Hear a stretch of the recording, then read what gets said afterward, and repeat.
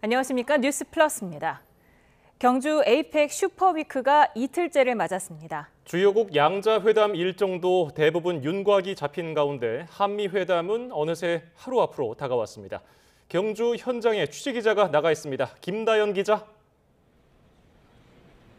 네, 경주 에이펙 국제미디어센터에 나와 있습니다. 네, 주요 인사들이 속속 한국에 도착하고 있는데요. 그곳 분위기 어떻습니까? 네, 공식 주간 이틀째 돌입하면서 취재진이 크게 늘었습니다. 프레스 등록을 마친 전 세계 언론인만 3천여 명에 달합니다. 그만큼 전 세계가 주목하는 행사라는 거겠죠. 특히 내년 에이펙 의장국인 중국이나 신임 총리의 첫 방한을 지켜보려는 일본 취재진이 눈에 띄게 많습니다.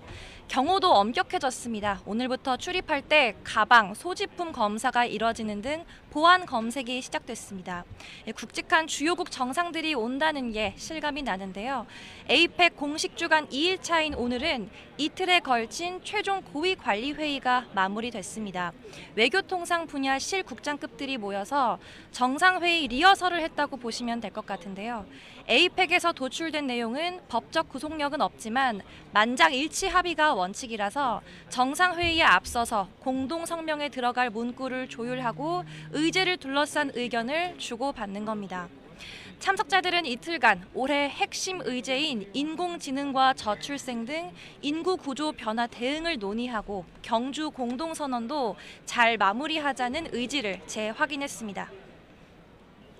에이펙 행사도 중요하지만은 그 전에 열리는 한미 정상회담이 특히 관심이죠. 네, 한미 정상회담 하루 앞으로 다가왔습니다. 당연히 관심은 관세 협상이 타결될지 논의에 진전이 생길지인데요. 3,500억 달러 규모의 대미 투자 협상이 여전히 쟁점입니다. 이재명 대통령 블룸버그 통신과의 인터뷰를 보면요. 핵심 쟁점 여전히 교착 상태에 놓여 있다라고 표현했고 구체적으로는 투자 방식과 규모, 시기 또 이익과 손실을 어떻게 나눌지 모든 게 쟁점이라고 설명했습니다. 협상 지연이 곧 실패는 아니라며 인내심을 갖고 기다려달라 강조하기도 했습니다. 타결이 임박했다며 자신감을 드러내는 트럼프 대통령과는 온도차가 느껴지는 대목인데요. 시간에 쫓겨서 국익을 해치는 협상은 하지 않을 거라는 의지를 내비친 거로 풀이됩니다. 이런 가운데 이재명 대통령이 트럼프 대통령을 위해 준비한 선물이 윤곽을 드러냈습니다. 특별 제작한 경주 금관 모형의 훈장 수여도 검토되고 있는데요. 무궁화 대훈장은 해외 왕족이나 정상에게 예우 차원에서 수여된 전례가 있어서 그만큼 트럼프 대통령을 국빈으로 최고 대우를 하겠다는 뜻으로 해석됩니다. 네, 이재명 대통령은 미국뿐만 아니라 각국과의 정상회담이 이번 주에 예정돼 있죠. 네, 한일 회담은 아직 일정이 조율 중이지만 다카이치 총리가 한국에 도착하는 오는 30일 모레가 가장 유력한 상황이고요. 한중 정상회담은 에이펙 정상회의 마지막 날인 다음 달 1일에 예정돼 있습니다. 다카이치 총리와는 첫 회담, 시진핑 주석은 11년 만의 방한이니만큼 일단 일본, 중국과의 양자회담은 관계 유지나 개선을 이뤄내는데 방점이 찍힐 전망입니다. 우리나라와 주요국 정상 간 만남도 물론 중요하지만 사실 전 세계 이목은 모레 열릴 미중 회담에 쏠려 있습니다. 우리가 양국의 무역 담판의 장을 마련해 준 셈인데 의장국으로서 회담 결과가 신경 쓰일 수밖에 없습니다. 미국과 중국이 다른 에이펙 회원국의 무역이나 경제에 큰 영향을 미치고 있는 만큼 회담이 잘 풀리면 남은 에이펙 회의에도 긍정적인 영향을 줄 거라는 기대 때문인데요. 일단 양국은 희토류 수출 통제와 추가 관세 부과를 다 유예하는 방안으로 잠정 합의한 상태입니다. 이틀 앞으로 다가온 정상 간 만남에서 어떤 결론이 도출될지 주목됩니다. 또 다른 초미의 관심사, 북미 정상회담이 이루어질 가능성은 점점 희박해지는 분위기죠? 네, 물론 트럼프 대통령이 워낙 돌발 변수가 많은 스타일이라 마지막까지 긴장의 끈을 놓을 수는 없습니다. 트럼프 대통령은 연일 김정은 위원장을 만나면 정말 좋겠다고 대화 의지를 피력하고 있는데 순방 기간 연장 가능성까지 시사했습니다. 이 대북 제재 카드도 꺼내 들었는데요. 트럼프 대통령의 이런 거듭된 손짓에도 김 위원장은 무대응으로 일관하고 있습니다. 북미 회담이 성사된다면 핵심 임무를 수행해야 할 최선희 북한 외무상도 러시아와 벨라루스 방문 일정을 소화하고 있는데요. 중요한 일정을 앞두고 외교 책임자가 자리를 비울 리 없다는 점에서 회담 성사 가능성은 작다는 관측에 무게가 실립니다. 다만 6년 전처럼 깜짝 회동이 이뤄질 가능성을 아예 닫아둘 수는 없다는 얘기도 여전히 나오고 있습니다. 지금까지 경주 에이펙 국제미디어센터에서 YTN 김다연입니다. 트럼프 미 대통령이 에이펙 참석과 한미 정상회담 등을 위해 내일 김해공항으로 입국합니다. 이어서 모레는 시진핑 중국 국가주석과 다카이치 신임 일본 총리가 경주를 찾는데요. 전 세계 주요 정상들이 속속 경주로 모여들 예정입니다. 홍선기 기자입니다. 에이펙 정상회의를 계기로 가장 먼저 한국을 찾는 정상은 트럼프 미국 대통령입니다. 트럼프 대통령은 전용기인 에어포스 1을 이용해 부산의 김해공항에 도착한 뒤 경주로 이동할 예정입니다. 트럼프 방한 다음 날은 시진핑 중국 국가주석이 11년 만에 우리나라를 찾습니다. 트럼프와 시진핑 모두 최고 예우를 받는 국빈 방문 예정인데 미중 무역 갈등 봉합을 위한 세기의 담판도 예고하고 있습니다. I have a lot of respect for President Xi, and I think we're going to come away with a deal. But I really feel good. 다카이치 신임 일본 총리 역시 취임 열흘 만에 2박 3일 일정으로 첫 방한을 준비하고 있습니다. 이렇게 되면 미국과 중국, 일본 등 한반도 관련 주요국 정상이 동시에 한자리에 모이게 됩니다. 이 밖에도 마크 카니 캐나다 총리와 로런스 웡 싱가포르 총리도 국빈 다음으로 격이 높은 공식 방문으로 방한합니다. 또 정상급 인사로는 앤서니 앨버니즈 호주 총리와 수비안토 인도네시아 대통령도 우리나라에 올 예정입니다. 남미에서는 유일하게 칠레의 가브리엘 보리치 대통령이 에이펙 정상회의 참석을 예고했습니다. 러시아에서는 푸틴 대통령 대신 알렉세이 오베르추크 국제문제 부총리가, 타이완과 홍콩에서는 중국과의 관계를 고려해 린시니 총통 선임 고문과 존 리 행정장관이 각각 방한을 준비하고 있습니다. 이 밖에도 에이펙 회원은 아니지만 UAE의 칼리드 아부다비 왕세자와 게오르기에바 IMF 총재도 정상회의 본회의에 참석하기 위해 경주를 찾습니다. YTN 홍성기입니다. 아시아 순방 중인 트럼프 미 대통령이 다카이치 일본 총리와 오늘 오전에 도쿄에서 미일 정상회담을 개최했습니다. 트럼프 대통령은 회담 모두 발언에서 미국과 일본은 가장 강력한 수준의 동맹국이라며 미일 관계가 어느 때보다 더 강력해질 거라고 말했습니다. 또 미일 무역 합의는 매우 공정한 합의라며 새로운 합의에 서명할 거라고 덧붙였습니다. 다카이치 총리는 미일 동맹에 대해 세계에서 가장 위대한 동맹이 될 거라며 일본이 함께 세계 평화와 번영에 공헌하고자 한다고 화답했습니다. 다카이치 사나의 일본 총리가 트럼프 미국 대통령을 노벨 평화상 후보로 추천할 예정이라고 미국 백악관이 밝혔습니다. 캐롤라인 레빗 백악관 대변인은 도쿄에서 열린 미일 정상회담과 관련해 이같이 말했습니다. 다카이치 총리는 처음 만난 트럼프 대통령에게 그렇게 짧은 기간에 세계가 더 많은 평화를 누리게 됐다며 공로를 인정했습니다. 오늘 에이펙 회원국 경제인이 한자리에 모이는 CEO 서밋이 본격 막을 올립니다. 최태원 SK그룹 회장은 오늘 오후에 열린 인공지능 분야 포럼에서 한국이 AI 시대의 병목 현상을 풀어내고 인공지능을 가장 빨리 확산시킬 수 있다고 밝혀서 눈길을 끌었는데요. 취재기자를 연결합니다. 박기환 기자. 네, 에이펙 CEO 서밋이 열릴 경주 예술의 전당입니다. 네, CEO 서밋 공식 일정이 잠시 뒤에 시작된다고요? 네, 그렇습니다. 아시아 태평양 경제인들의 축제 에이펙 CEO 서밋이 오늘 밤 환영만찬을 시작으로 공식 개막합니다. 엔비디아의 창립자 젠슨 황 CEO를 비롯해 1,700여 명의 글로벌 경제인들이 바로 이곳으로 모여들고 있습니다. 이들은 오는 31일까지 나흘 동안 인공지능과 디지털 전환, 지속 가능성과 바이오리스 등 다양한 주제를 놓고 머리를 맞댈 예정입니다. 특히 이재용 삼성전자 회장과 최태원 SK그룹 회장 등 우리 재계 총수들도 총출동할 예정인데요. 여기에 맷 가먼 아마존 웹서비스 CEO와 사이먼 칸 구글 부사장 등 빅테크 경영인들도 이곳 경주를 찾는 만큼 구체적인 협력 방안이 논의될지 관심입니다. 이에 앞서 주요 산업의 현황을 진단하고 청사진을 그려보는 에이펙 퓨처테크 포럼은 어제부터 시작됐습니다. 둘째 날인 오늘은 유통과 인공지능 분야 포럼이 열렸는데요. SK그룹이 주최한 AI 포럼도 조금 전 마무리됐습니다. 기조연설에 나선 최태원 회장은 AI 데이터 센터 건설과 인공지능 반도체 수급, 에너지 문제로 인공지능 확산이 더뎌지는 이른바 병목 현상을 빚고 있다고 지적하면서 한국이 이 병목을 풀어낼 수 있다고 강조했습니다. 이야기 직접 들어보시겠습니다. 대한민국이 지금 저희가 생각하는 새롭게 아주 빠르게 적응하는 스피드를 발휘해서 저희가 이러한 바틀렉을 풀어내는 테스트베드가 될 수 있다고 저는 자신합니다. 인터넷이나 모바일 역사를 보시면은 저희가 증명을 해냈던 일이라고 생각됩니다.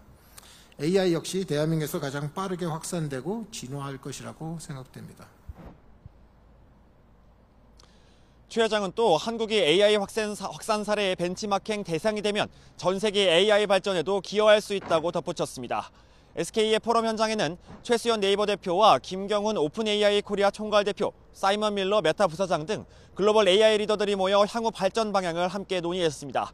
지금까지 경주 예술의 전당에서 YTN 박견입니다.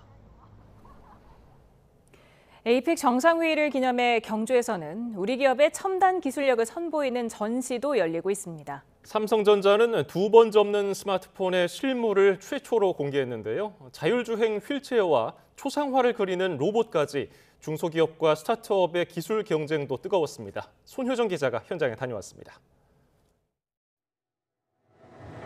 경주 엑스포 대공원 에어돔 전시장에 우리 기업들의 첨단 기술이 총집결했습니다.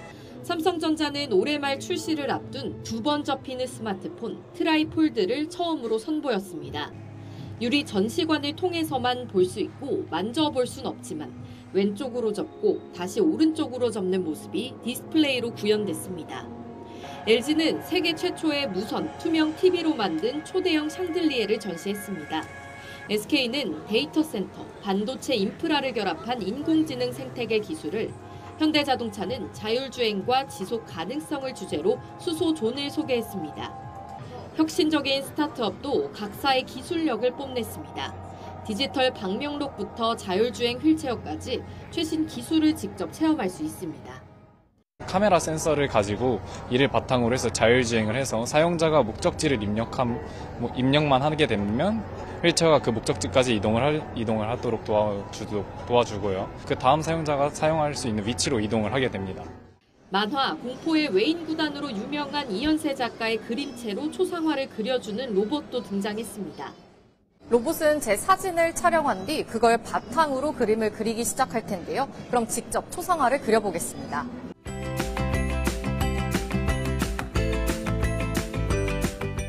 초상화가 이렇게 완성됐는데요. 로봇은 그림을 그리는 동안 제가 질문을 하면 대답을 하며 대화도 나누었습니다. 이 밖에 AI 용접 로봇과 인공지능 통번역기까지 미래 산업을 이끌 다양한 기술들이 공개됐습니다. 우리 기업의 첨단 기술력을 엿볼 수 있는 전시는 오는 31일까지 이어집니다. YTN 손효정입니다. 에이펙 기간 무정쟁 선언을 제안했던 더불어민주당은 대야 공세는 자제하고 거듭 에이펙 성공을 위한 초당적인 지지를 요청했습니다. 국민의힘은 부동산 참사를 덮기 위한 침묵 강요라면서 야당 탄압부터 멈추라고 반발했습니다. 국회를 연결합니다. 황보혜경 기자.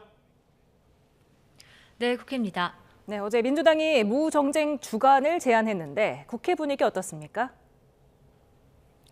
네, 에이펙 기간만이라도 정쟁 없는 한 주를 보내자고 제안했던 민주당, 대야 공세를 자제하는 대신 성과 부각에 집중했습니다. 김병기 원내대표는 국감대책회의에서 어제 코스피 4,000선 돌파가 정부와 여당의 자본시장 활성화 정책 덕분이라고 자평했습니다. 에이펙 성공을 위해 여야 모두 힘을 모을 때라고도 강조했는데 회의 발언 들어보시죠. 민주당은 에이펙의 성공을 위해 국회와 당이 할 수 있는 모든 일을 다 하겠습니다. 코스피 5천 시대 선진 자본시장으로 가는 길을 흔들림 없이. 박수현 수석 대변인은 논평에서 국민의힘 대신 야당이란 표현을 쓰고 그마저도 언급을 최소화하겠다고 밝혔는데요. 실제 오늘 하루 민주당 논평에서 국민의힘을 향한 공세는 없었습니다. 그러나 국민의힘은 정청래 대표의 무정쟁 주간 언급은 놀랄 일이라며 염치가 있느냐고 따져 물었습니다. 정권 실정을 덮기 위한 물타기 시도란 주장인데 직접 들어보시겠습니다. 이재명 정권에서 저지른 경제 참사, 부동산 참사를 덮기 위한 침묵 강요이자 정치적 물타기라 할 것입니다. 송원석 원내대표는 정쟁을 멈추는 길은 간단하다며 이재명 정권과 민주당이 야당 탄압을 멈추고 국민 삶을 짓밟지만 않으면 된다고도 꼬집었습니다. 이런 가운데 내일 운영위 전체 회의에선 김현지 대통령실 부속실장의 국정감사 증인 채택 여부가 확정될 예정입니다. 국민의힘은 국감에 출석해 대통령실 비선 의혹을 밝히는 게 헌법적 책무이자 국민을 향한 최소한의 도리라며 총공세에 나섰는데요. 민주당 문진석 원내수석 부대표는 기자들과 만나 합리적인 이유를 제시하면 부르지 않을 이유가 없다며 조건부 출석 입장을 재차 강조했습니다.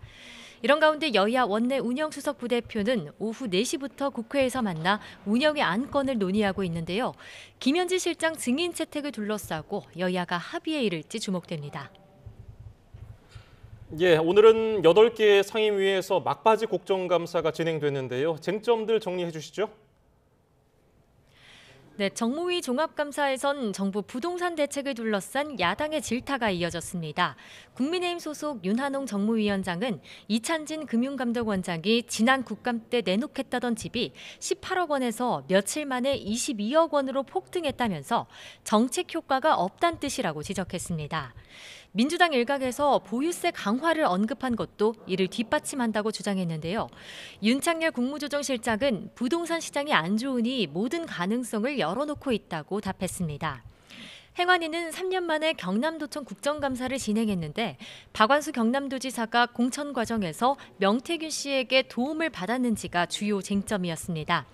명 씨는 자신이 윤석열 전 대통령과의 만남을 주선했고 윤 전 대통령이 공천을 주라고 했다고 말했습니다. 이에 박 지사는 윤 전 대통령 측 요청으로 만남은 있었지만 공천에 도움받은 건 없다고 반박했습니다. 교육위 국정감사에선 서울대학교 도서관에 있는 시진핑 자료실과 로스쿨 성비위 문제 등이 도마 위에 올랐고요. 외통위 종합감사에선 캄보디아에서 발생한 한국인 대상 범죄 관련 정부 대응을 놓고 여야가 한 목소리로 질타했습니다. 지금까지 국회에서 전해드렸습니다. 자녀 결혼식 축의금 등으로 논란을 빚은 민주당 최민희 의원이 노무현 정신을 되새겨 적과 아군을 구분하는 깨어있는 시민이 되자고 촉구했습니다. 야당은 물론 여당 일각에서도 부적절했다는 지적이 이어지며 과방위원장 사퇴론까지 나오자 정면 돌파를 시도했다는 해석입니다. 강민경 기자입니다. 자녀 결혼식 축의금과 MBC 보도 개입 등으로 논쟁 한복판에 서 있는 민주당 소속 최민희 과방위원장이 SNS에 올린 글입니다. 건강한 세포와 암세포를 구분하는 조절 T세포가 때로 교활한 암세포의 유혹에 넘어가 적과 아군을 구분하지 못한다는 내용입니다. 언론의 악의적 허위 조작 정보는 마치 암세포 같다면서 이에 대항할 똑똑한 조절 T세포는 깨어있는 시민의 힘, 즉 노무현 정신이라고 강조했습니다. 피감기관에서 받은 축의금은 돌려주고 있다는 해명에도 여론이 들끓는 상황에서 언론과 야당이라는 적에 맞서 아군인 자신을 보호해달라고 호소한 거란 해석이 나왔습니다. 최 위원장을 여당 약점으로 간파한 국민의힘은 과방위원장직 사퇴를 목표로 전방위 공격에 나섰습니다. 앞서 김영란법과 뇌물죄로 고발을 예고한 데 이어 최근 과방위 직원 3명이 경무로 탈진까지 했다면서 3갑질을 묶어 민주당 민생보호기구인 을지로위원회에 신고하겠다고도 공언했습니다. 최민희 위원장의 머릿속에는 딸의 결혼식을 핑계로 피감 기관들의 돈을 갈취할 궁리뿐이었고 직원들에 대해서는 눈꼽만큼도 관심이 없었다는 얘기입니까? 민주당 지도부는 죄 없는 자 돌로 치라 하면서 돈을 돌려주는 건 용기다. 방어 전선을 구축하는 분위기입니다.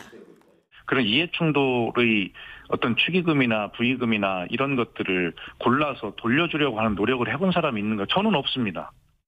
하지만 노무현 전 대통령 사위인 민주당 곽상원 의원이 노무현 정신은 엿장수 마음이 아니라고 쏘아붙이는 등 당 안팎의 비판 여론은 적지 않습니다. 최민희 의원이 과방위원장직을 내려놓으면 당장 급한 불은 끌 수 있겠지만 민주당은 자칫 기싸움에서 밀리는 모습으로 비칠까 고심하는 모습입니다. 추미애 최민희 카드로 상징되던 정청래 대표의 선명한 개혁 노선에도 생채기가 날 수 있는 만큼 지도부는 일단 신중을 기하는 모습이지만 여론의 반발을 이겨낼 수 있을지는 불투명해 보입니다. YTN 강민경입니다. 김윤덕 국토부 장관이 갭 투자 논란 끝에 최근 사표가 수리된 이상경 전 국토부 1차관에 대해 송구하다고 공식 사과했습니다. 후임자 인선에 대해서는 아직 구체적으로 검토한 바가 없다고 말했습니다. 직접 들어보시죠. 이상경 전 차관님 문제에 대해서는 송구스럽고 죄송하다는 말씀을 드리겠습니다. 어쨌든 그 공직자가 어떤 정책을 위반하고 또 실행하고 또 어떤 발언을 하는데 국민의 눈높이에 맞게 또 발언하고 또 해야 된다고 하는 걸 다시 한번 좀 생각하게 됐고요. 일단 뭐 특별히 검토된 건 구체적으로 아직 없고요. 하루빨리 그 차관도 임명해야 되겠고 또 LH 사장께서 사의 표명을 한 조건이기 때문에 LH 사장도 빨리 임명을 해서 주택 공급에 대한 또 주택 정책에 대해서 집행력을 좀 우리 국민들께서 우려하고 걱정하지 않으시도록 빠르게 조치할 예정입니다. 갭 투자 논란으로 이상경 전 국토부 차관이 사퇴한 직후 국토부 대변인도 대기 발령 조처됐습니다. 국토부는 지난 25일 국토부 대변인이 대기 발령 조처됐다고 밝혔습니다. 다만 정확한 사유는 알려지지 않았습니다. 정부가 잇따라 부동산 대책을 내놓고 있지만 소비자의 집값 상승 기대가 4년 만에 가장 높은 수준으로 올랐습니다. 한국은행이 오늘 발표한 소비자 동향 조사 결과 10월 주택가격 전망 지수는 122로 한 달 전보다 10포인트 상승했습니다. 다만 한은 관계자는 조사 기간이 14일부터 21일까지였는데 응답의 75%가 14일에 이루어졌다며 이번 대책에 관한 소비자 의견이 지수에 전적으로 반영됐다고 보기는 어렵다고 덧붙였습니다. 대출 규제 영향 등으로 전세의 월세화가 빨라지는 가운데 수도권 아파트 월세 가격 상승률이 통계 작성 이후 10년 이래 최고치를 기록했습니다. 분양평가 전문회사 리얼하우스가 KB국민은행 월간 시계열 자료를 분석한 결과 올해 1월에서 9월 기준 수도권 아파트 월세 상승률은 6.27%로 집계됐습니다. 서울이 7.25% 올라 가장 높았고 경기가 5.23%, 인천은 7.8% 상승률을 보였습니다. 수도권 월세 가격은 2019년까지 소폭 등락하다 임대차 3법이 시행된 이후 오르기 시작해 2021년에서 2024년 4~5%대 상승률을 보였습니다. 사상 최고치 경신을 이어가던 코스피가 장중 등락을 거듭하며 숨고르기 끝에 간신히 4,000선을 지켜냈습니다. 외국인이 1조 6천억 원어치 주식을 대거 팔아치웠지만 개인 투자자들이 물량 대부분을 받아냈습니다. 시총 1위 삼성전자 주가는 다시 9만 원대로 내려왔습니다. 김태민 기자입니다. 코스피는 장 시작과 동시에 내림세를 보이며 3,900선으로 내려앉았습니다. 밤사이 뉴욕 증시 3대 지수가 사상 최고치를 기록하며 훈풍을 예상했지만 기대는 빗나갔습니다. 그동안 국내 주식을 쓸어 담았던 외국인들은 대거 매도세로 돌아서며 차익 실현 물량을 쏟아냈습니다. 하지만 개인 투자자들이 이 물량 대부분을 받아내며 코스피는 장중 하락과 상승을 거듭했습니다. 결국 전날보다 0.8% 내린 4,010포인트로 거래를 마치며 이틀 연속 4,000고지를 간신히 지켜냈고 코스닥은 903.3포인트로 큰 변동 없이 소폭 상승했습니다. 코스피 상승세를 이끌던 대형 반도체주는 나란히 큰 폭으로 하락했습니다. 삼성전자는 2.25% 하락한 99,700원으로 하루 만에 10만 전자 타이틀을 반납했고 SK하이닉스 역시 2.43% 하락하며 사상 최고가 경신 행진을 멈췄습니다. 10월 달에 워낙 많이 오른 측면들 있잖아요. 차익 실현 수요들이 강한 것 같습니다. 이 둘이 사실상 최근에 코스피 끌어올려드렸던 핵심 주체였으니까 그래서 오늘 지수가 밀렸던 것 같은데 이게 시장의 고점이라고 보고 있지는 않습니다. 원달러 환율은 미중 정상회담 기대 속에서도 국내 주식시장의 외국인 순매도 영향으로 소폭 상승했습니다. 원달러 환율은 전날보다 0.4원 오른 1,432원으로 출발해 오후 한때 1,437원까지 올랐습니다. YTN 김태민입니다. 우리 경제의 3분기 성장률이 예상치보다 높은 1.2%를 기록했습니다. 민간 소비와 내수가 성장을 주도한 가운데 수출도 선방했다는 평가가 나옵니다. 오인석 기자입니다. 한국은행은 3분기 우리 경제가 전분기보다 1.2% 성장했다고 발표했습니다. 지난 8월 전망치를 웃도는 성적표입니다. 1.2% 성장은 6분기 만에 가장 높은 수준입니다. 1분기 역성장 등으로 상반기 0.3% 성장에 그쳤지만 3분기 들어 성장세가 확대된 겁니다. 민간 소비가 1.3% 늘며 성장을 주도했습니다. 소비자 심리 개선과 민생 회복 소비 쿠폰 등 추경 영향, 증시 활성화에 따른 자산 효과 등에 힘입어 3년 만에 최대폭으로 늘었습니다. 정부 소비도 자재구매와 건강보험 급여비 위주로 1.2% 성장했습니다. 성장 기여도는 민간이 0.8%, 정부는 0.4%로 민간이 성장을 이끌었습니다. 민간 소비가 심리 개선, 소비 쿠폰 영향에다가 신제품 출시 효과까지 가세하면서 큰 폭으로 증가하는 데 주로 기인합니다. 수출도 1.5% 증가했습니다. 반도체 수출이 AI 투자 확대로 HBM 등의 수요가 견조하고 범용 반도체도 기존 서버 교체로 수요가 늘었습니다. 미국 관세 협상에도 불구하고 자동차 수출은 유럽과 CIS 지역 등에서의 호조로 예상보다 양호한 흐름이 이어졌습니다. 설비 투자는 2.4% 늘어난 반면 건설 투자는 0.1% 뒷걸음질치며 6분기 연속 역성장했습니다. 한국은행은 4분기 성장 전망과 관련해 미국 수출이 줄어드는 자동차와 2차 소비 쿠폰 효과, 건설 투자 등을 핵심 변수로 꼽았습니다. 정부는 우리 경제의 회복세가 뚜렷하다고 밝혔습니다. 올해 연간 성장률은 앞서 전망했던 0.9%에서 1% 달성 가능성이 높아졌다고 자신감을 내비쳤습니다. 4분기에 마이너스 0.1%를 넘으면 연간 성장률이 1%를 넘는데 민간 소비 개선과 수출 선방, 감소폭이 줄어든 건설 투자 등의 흐름을 긍정적으로 평가했습니다. YTN 오인성입니다. 이른 초겨울 추위에 오늘 아침 서울에서는 지난해보다 열흘 빨리 첫 얼음이 관측됐습니다. 이번 추위는 내일 낮부터 빠르게 누그러들겠고 에이펙 정상회의가 열리는 경주도 당분간 쾌청한 늦가을 날씨가 이어질 것으로 전망됩니다. 정혜윤 기자입니다. 올가을 최저기온을 보인 아침 출근길. 이틀째 이어진 찬바람 탓에 아침 거리 풍경은 이미 가을이 아닌 초겨울로 바뀌었습니다. 가을이 없어지고 그냥 바로 겨울이 된 것 같은 느낌이에요. 그래서 집에 있는 옷 중에서 제일 따뜻한 거 꺼내 입고 나왔는데 너무 추운 것 같습니다. 전국에서 가장 추웠던 곳은 강원도 설악산으로 아침 기온은 영하 7.8도, 체감 온도는 영하 15.2도까지 떨어졌습니다. 대관령은 영하 4.2도, 철원 영하 3.7도, 경북 봉화 영하 3.6도, 경기도 파주 기온도 영하 3.1도까지 내려가며 내륙 곳곳에서 영하권 겨울 추위가 기록됐습니다. 서울도 공식 기온 3도로 올가을 최저를 기록했고 은평구 영하 2.4도, 노원구 영하 2도 등 일부 지역에서 영하권 추위가 나타났습니다.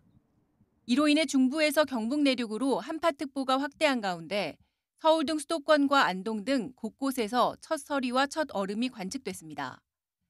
서울의 첫 얼음은 지난해보다 10일, 첫 서리는 9일 빨랐습니다. 이번 주 초반 우리나라 상공으로 찬 공기가 남아한 상태에서 밤사이 복사 냉각이 더해지면서 서울과 수원, 안동 등 8곳에서 첫 서리가, 서울 등 내륙 5곳에서 첫 얼음이 관측됐습니다. 하지만 때이른 초겨울 추위는 오래가지 않고 내일 낮부터 예년 기온을 회복하며 빠르게 누그러들 전망입니다.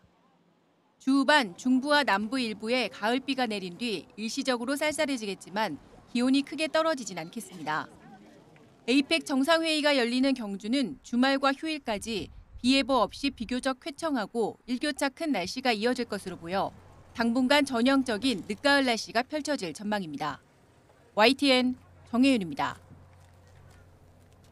지난 2009년 전남 순천에서 발생한 청산가리 막걸리 사건으로 중형이 확정됐던 부녀에게 재심 재판부가 무죄를 선고했습니다. 광주고법은 살인과 존속 살해죄로 각각 무기징역과 징역 20년이 확정됐다가 재심이 결정된 75살 A씨와 딸에게 무죄를 선고했습니다. 재판부는 검찰이 경계성 지능인 딸을 조사하면서 진술 거부권을 알리지 않거나 범행 동기를 물으며 막연한 추측에 의한 질문을 하는 등 수사 과정의 적법성을 인정하기 어렵다고 밝혔습니다. 경찰이 캄보디아 범죄단지에서 붙잡혀 국내로 송환된 피의자들을 무더기로 검찰에 송치했습니다. 2개 범죄 조직에 소속된 50여 명은 다양한 방식으로 피싱 범죄를 저질렀는데 감금이나 납치 없이 스스로 범행에 가담했던 것으로 드러났습니다. 정현호 기자입니다. 캄보디아 당국의 범죄단지 단속에 붙잡힌 한국인 64명은 지난 18일 전세기로 국내에 송환됐습니다. 그중 60명은 충남과 경기 북부 경찰청으로 이송됐는데 경찰은 열흘 만에 수사 브리핑을 열고 이 가운데 56명을 구속 상태로 검찰에 보냈다고 밝혔습니다.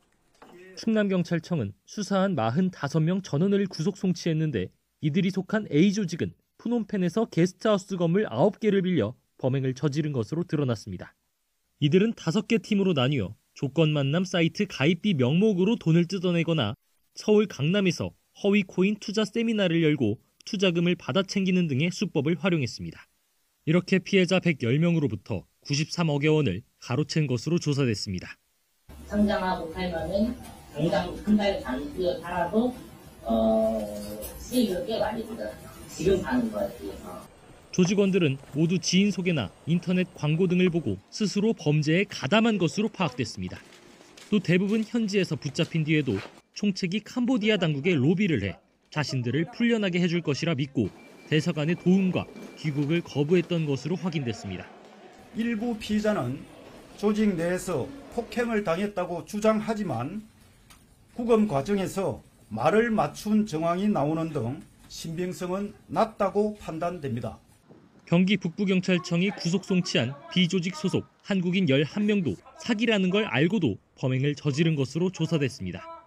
이들은 납치나 감금 없이 자발적으로 합숙하며 활동한 것으로 파악됐는데 푸놈펜의 투올코옥 지역의 이름을 따 스스로 TK 파라고 불렀다고 경찰은 설명했습니다.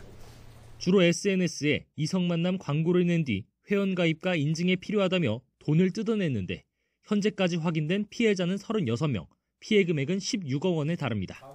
경찰은 아직 잡히지 않은 조직 총책 등에 대한 수사를 이어가면서 추가 피해가 있는지도 계속 파악할 방침입니다. YTN 정현우입니다. 계엄 해제 표결 방해 의혹이 있는 국민의힘 추경호 의원이 모레 내란 특검에 출석합니다. 최상병 특검과 공수처 사이에서는 오동훈 공수처장 소환 조사 문제를 두고 신경전이 빚어졌습니다. 취재 기자를 연결합니다. 이경국 기자. 네, 내란 특검입니다. 네, 내란 특검 소식부터 전해주시죠. 네, 국민의힘 추경호 의원이 모레 오전 10시 첫 피의자 조사를 위해 특검에 출석합니다. 추경호 의원 계엄 당시 국민의힘 원내대표로서 의원총회 장소를 잇따라 바꿔 소속 의원들의 계엄 해제 표결 참여를 방해했다는 혐의를 받고 있습니다. 조사할 분량이 많은 만큼 추경호 의원 소환 조사 여러 차례 이루어질 가능성이 큰 상황입니다. 추경호 의원은 앞서 의원총회 장소 변경은 국회 봉쇄에 따른 불가피한 조치였고 이후에는 계엄 해제를 위해 노력한 바 있다면서 자신의 혐의를 전면 부인한 바 있습니다. 예, 최상병 특검 수사 상황도 살펴보지요. 공수처장 소환 조사 문제를 두고 특검과 공수처가 진실 공방을 펼쳤죠. 맞습니다. 오동훈 공수처장은 이재승 공수처 차장 등과 함께 직무유기 혐의로 입건된 상태입니다. 지난해 국회로부터 위증 혐의로 고발당한 송창진 전 공수처 부장검사 사건 수사를 늦추려 했다는 의혹을 받고 있습니다. 이와 관련해서 최상병 특검이 오늘 브리핑을 통해 오는 31일, 그러니까 금요일 오동훈 공수처장을 불러 조사할 예정이라고 밝혔습니다. 하지만 공수처 언론 공지를 통해서 오동훈 처장이 출석 일정을 공식 통보받지 않았고 일정도 확정된 게 아니라고 반박했습니다. 이에 특검은 다시 오 처장 변호인이 31일 출석 의사를 밝혀왔다고 재반박했지만 공수처 여전히 오 처장이 특검 조사에 응할지는 미지수라는 입장을 고수하고 있습니다. 이처럼 양측 신경전이 이어지는 가운데 특검은 공수처를 겨냥한 수사에 속도를 내는 모습입니다. 특검은 지난해 상반기 공수처장을 대행한 김선규 전 부장검사, 차장을 대행했던 송창진 전 부장검사가 최상병 사건 수사를 방해한 정황도 포착해서 조사하고 있습니다. 관련해 김 전 부장검사는 다음 달 2일, 송 전 부장검사는 내일 각각 직권남용 혐의 등을 받는 피의자 신분으로 특검의 조사를 받게 될 예정입니다. 지금까지 내란특검에서 전해드렸습니다. 김건희 특검이 검찰의 도이치모터스 주가 조작 사건 부실 수사 의혹에 대해서도 수사에 착수합니다. 법원에서는 통일교 측 청탁성 선물을 김건희 씨에게 전달했다고 인정한 건진법사 전성배 씨의 두 번째 공판 기일이 진행됐습니다. 취재기자를 연결합니다. 신귀혜 기자. 네, 김건희 특검 사무실입니다. 네, 특검이 이번에 겨냥한 사건 어떤 건지 설명해 주시죠. 네, 김영근 특검보는 오늘 브리핑을 통해 특검법 제2항 14조와 15호에 규정된 수사 대상 사건들을 들여다보기 위한 팀을 새롭게 구성할 예정이라고 밝혔습니다. 해당하는 사건들은 구체적으로 김건희 씨가 연루된 각종 의혹들의 수사를 수사기관에서 고의로 지연 또는 은폐하거나 윤석열 전 대통령 혹은 대통령실이 그 수사를 방해했다는 의혹을 말합니다. 여기엔 대표적으로 도이치모터스 주가 조작 사건 부실 수사 의혹이 포함됩니다. 앞서 서울중앙지검이 김건희 씨를 4년여 만에 불기소 처분한 것과 달리 특검은 김 씨를 전격 기소한 만큼 불기소 결정이 제대로 이뤄진 건지 따져보겠다는 겁니다. 김영근 특검보는 이와 관련해 수사기관에서 벌어진 일을 들여다보는 만큼 검찰 출신 수사관들을 배제하고 변호사 출신의 수사관들 위주로 담당 팀을 구성할 거라고 밝혔습니다. 예, 오늘 건진법사 전성배 씨 재판도 있었지요?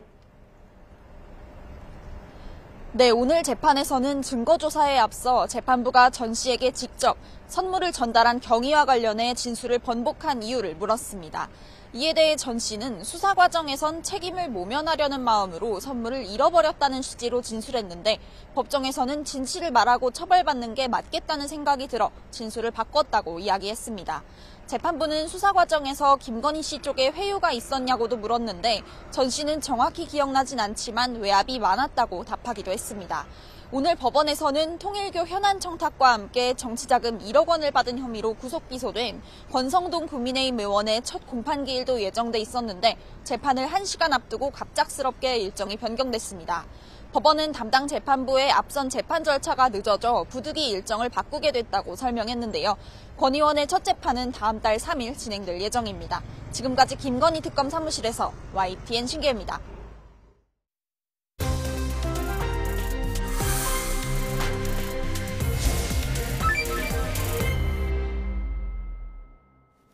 이슈플러스 오늘의 전국 상황, 조기현 전 더불어민주당 법률위 부위원장, 송영훈 전 국민의힘 대변인과 살펴보겠습니다. 어서 오세요. 네, 조금 전에 들어온 속보 전해드리겠습니다. 이재명 대통령이 오늘 오후 에이펙 의장 자격으로 경주에 도착했습니다. 내일 한미 정상회담을 앞두고 있는데요. 오늘 먼저 도착한 이재명 대통령, 오늘은 공개 일정이 없다고 대통령실이 밝혀왔습니다. 네, 지금 오늘 도쿄에서 미일 정상회담을 마친 트럼프 대통령이 내일 한국에 도착을 하잖아요. 이렇기 때문에 한미 정상회담이 벌어지는데 지난 8월 워싱턴 회담에 이어서 두 번째 회담입니다. 이재명 대통령의 최후 시험대가 될 것으로 보이죠? 최후 시험대는 아니고 일단 첫 번째 한미 정상회담에서는 포괄적으로 이제 관세 협상에 대한 합의가 있었고 그 이전에 그리고 안보 관련된 동맹의 중요성을 강조하고 있었지만 구체적으로 합의를 해야 될 내용들은 아직 남아 있죠. 지금 관세 후속 협상이 진행되고 있는데 몇 가지 쟁점에 대한 타결이 이루어지지 않고 있고 소위 말하는 동맹 현대화 관련돼서 미국 측이 요구하는 바 주한미군의 지위나 역할 등에 대한 여러 가지 의제들이 여전히 있습니다. 이게 아직 여러 가지 불확실성이 있기 때문에 이번 한미 정상회담에서 과연 이제 어디까지 실제 합의에 이를 수 있을지 지금은 장담하기 힘듭니다만 어쨌든 1차 한미 정상회담에서 두 정상 간의 이 우호적 관계, 동맹 관계를 재확인했고 통상협상 관련해서도 상호 이익에 부합하는 방식으로 협의를 진행해 가고 있기 때문에 한미 간에 아직 명확히 합의되지 않은 문제들에 대해서 상당히 의견을 접근시킬 수 있는 기회가 되지 않을까 싶습니다. 예, 이번에 뭐 각국 정상들 만나는 거 그리고 경제적인 문제뿐 아니라 주목을 받고 있는 것이 트럼프와 김정은이 만날 것인가. 박지원 민주당 의원은 굉장히 자신감 있게 얘기했거든요. 박지원 의원이 오늘 아침 라디오에서 그런 말씀을 하셨던데요. 제가 봤을 때는 객관적인 상황이 정말 그러하다기보다는 박지원 의원의 상당히 희망 섞인 관측이 아니겠는가 그렇게 봅니다. 왜냐하면은 박 의원 본인의 워딩을 보면은 우리 정부가 인정하지 않더라도 핵보유국을 인정하고 거기에서 모라토리엄 동결로 올라가면 훨씬 바람직하다. 이런 평가를 했거든요. 사실 트럼프 대통령이 만약에 이번에 정말 개성에 간다면 그것은 굉장히 큰 사건이면 틀림없습니다. 판문점에서 김정은을 만나는 것이 아니고 아예 북한 영역에 가서 만난다는 거잖아요. 그러니까 굉장히 중요한 사건이 되겠습니다만 그렇게 미북 대화가 일방적으로 진도가 나갔을 적에 과연 북한 비핵화라는 당초의 목표는 멀어지고 이른바 동결이라는 명목하에 북한 핵을 용인하고 나아가서 현상 유지에 그치게 되는 상황이 되는 것이 아니냐. 이것에 대한 우려가 분명하게 존재합니다. 그것은 대한민국의 이익이 되기보다는 북한에게 이익이 되는 것이고 나아가서 트럼프 대통령 개인으로서는 노벨 평화상을 목표로 한다면 이득이 될지는 모르겠어요. 그러면은 우리로서는 상황을 냉정하게 주시하면서 우리 국익에 무엇이 더 부합하는지를 전망을 해야 될 것인데 박지원 의원의 이야기는 그 본인의 말을 들어봤을 때 굉장히 그런 대화를 통해서 북한 핵이 상당히 동결되는 그런 상황을 원하는 것이 아닌가 보여져서 좀 우려되는 측면이 있습니다. 네. 이런 APEC 주각에 맞아서 어제 민주당에서는 무정쟁을 제안을 했는데 아무래도 여야 공방은 계속되고 있습니다. 하나 살펴보자면 최근 계속해서 딸 축의금 논란을 빚고 있는 최민희 과방위원장이 SNS에 교활한 암세포, 세뇌당한 조절T세포 이런 표현을 쓰면서 자신을 향한 비판을 좀 이렇게 악의적인 공격으로 치부한 것 같습니다. 그러니까 몇 가지 기본적인 사실관계에 대한 오류에서 출발해서 일방적으로 비판하고 있다. 이 부분을 짚은 것 같습니다. 가짜 뉴스와 관련돼서 흔들리지 말고 뭐 이제 그런 부분을 언급한 건데 가짜 뉴스라고 얘기하는 부분은 어떤 거냐면 실제 최민희 의원은 이 딸의 결혼식을 앞두고 청첩장을 이 피감기관이라든가 기업에 제공하거나 한 바가 없습니다. 매우 제한적으로 알렸던 것이고요. 그 결혼식이 알려진 결정적 계기는 9월 25일에 국민의힘 주진우 의원이 어디선가 본 청첩장을 내용을 가지고 카드 결제까지 올려놨더라 하면서 비판하면서 그게 언론에 보도되면서 알려지게 된 겁니다. 그래서 당초에 최민희 의원이 피감기관 등 대대적으로 알려서 축의금 등을 통해서 뭘 확보하기 위한 의도로 한 게 아님에도 불구하고 이제 그런 부분을 왜곡시켜서 일종의 국회의원이 더군다나 상임위원장이 국감이라든가 상임위원장의 자리를 사익 추구의 어떤 동기로 삼았다. 이 부분을 비판하기 때문에 적어도 이게 그 국감 기간 중에 결혼식이 알려졌고 그리고 축의금을 받는다는가 화환이 일단 많이 왔기 때문에 그 부분은 적절하지 않았습니다라는 정도의 비판을 할 수 있지만 그걸 넘어서 애초 당초에 작정하고 계획하고 의도해서 10월 그 날짜에 결혼식을 하고 그래서 피감들이 어쩔 수 없이 축의금 봉투를 들고 찾아오게 만든 것처럼 왜곡해서 비판하는 부분 이런 부분들은 바로 잡아야 된다는 입장을 표한 것으로 보입니다. 예, 뭐 국민의힘에서는 비판했지만은 오늘 또 눈에 띈 지점은 노무현 전 대통령의 사위 곽상원 민주당 의원이 최민희 위원장을 비판했거든요. 어떻게 들으셨습니까? 적어도 저 부분만큼은 곽상원 의원이 명백하게 할 말이 있죠. 왜냐하면은 최민희 의원이 참 사안과 맞지 않게 이른바 노무현 정신이라고 하는 것을 언급을 했는데 노무현 전 대통령은 대통령 당선인 신분에서 본인의 아들과 딸의 결혼식이 열렸습니다. 그리고 그 당시에 축의금 받지 않았습니다. 2002년 12월 19일에 당선이 되고 12월 25일에 아들 노건호 씨의 결혼식을 연세대 동문회관에서 하거든요. 거기서 축의금 받지 않았고 화환은 양측이 모두 합해서 5개만 진행을 했습니다. 그리고 딸 노정현 씨, 그러니까 지금 곽상원 의원의 배우자죠. 2003년 2월 8일에 결혼식을 했는데 역시나 축의금을 받지 않았고 당시 언론 보도에 보면은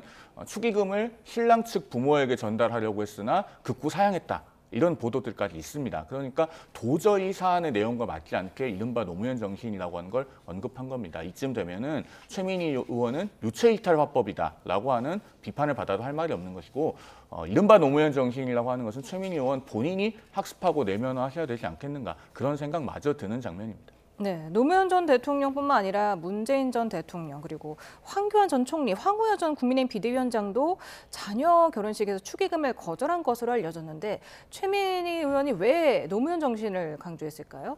그러니까 최민희 의원이 그 해명 또는 부당하다고 주장하는 부분의 핵심은 본인이 딸의 결혼식에 직접 관여해서 본인이 그 과방위원장이란 직위를 이용해서 어떤 사적 이해관계를 챙기고자 하는 의도가 없었고 실제 결혼 준비 과정에서 관여하거나 신경도 못 썼는데 마치 그랬던 것처럼 비판을 받는 부분은 부당하다 이런 것 아니겠습니까? 그러니까 뭐 정치인들이 특히 중요한 직위에 있고 정치 현안과 관련돼서 국민들의 주목도가 높은 분이 그 시기에 마침 결혼식이 있다고 그러면 뭐 화환을 거절한다거나 그 축의금을 거절하는 방식으로 공지하고 실제 그렇게 해왔던 사례들이 많고 그게 이제 국민 정서에 맞습니다. 근데 최민희 의원은 적어도 의도적으로 피감기관, 기업 등으로부터 이번 결혼식을 기화로 해서 어떤 경제적 이득을 얻고자 하는 의도가 아니었다는 것은 분명해 보이고 다만